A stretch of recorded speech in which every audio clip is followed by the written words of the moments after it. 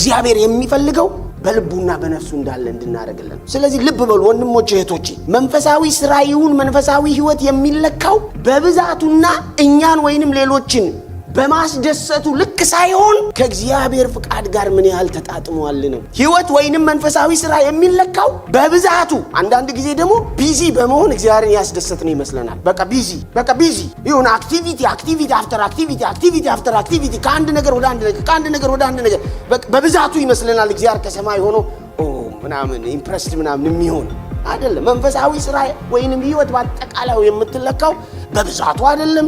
ምን ያህል ሰዎች ደግሞ በብዛ በመናረገው ነገር ኢምፕረስ አረግናቸው፣ ምን ያህል ደስ አላቸው በሚል ሳይሆን ያ የማረገው ነገር መንፈስ ቅዱስ በውስጤ ከሚመሰክርልኝ ቃሉ በግልጥ ከሚናገረው እውነት ጋር ምን ያህል አላይን አድርጓል፣ ምን ያህል ተጣጥሟል።